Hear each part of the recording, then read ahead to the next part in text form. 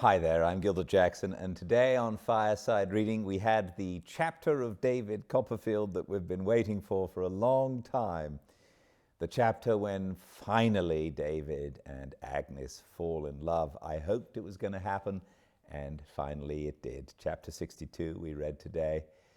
David is staying with his aunt. He takes a ride to Agnes, and he's convinced himself that he needs to, as a brother, be supportive of this person that his aunt thinks she might be in love with and going to marry. Of course, his aunt is talking about him, if only he'd start seeing it. Well, he finally says all this sort of nonsense to Agnes about, I will support you, just you ought to share with me the name and your joy at falling in love with somebody.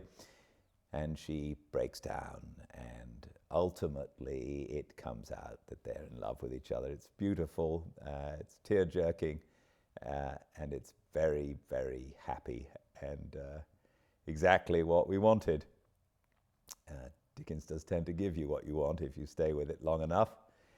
And it's just so gratifying, and then they go to see Aunt Betsy, and they have dinner there, and they break the news to her, and Peggotty and Mr. Dick are all so happy too. It's just charming, and then they get married almost immediately with a wedding with Dr. Strong and his wife, and with Traddles and his wife, and it's a lovely conclusion. We have 2 more chapters left, and don't know what else can happen to make it even more perfect, but we'll find out. We read every day at 5 Pacific at Fireside Reading on Instagram, and I very much hope that you can join us. We're not reading tomorrow, but we read thereafter Tuesday and Wednesday of next week.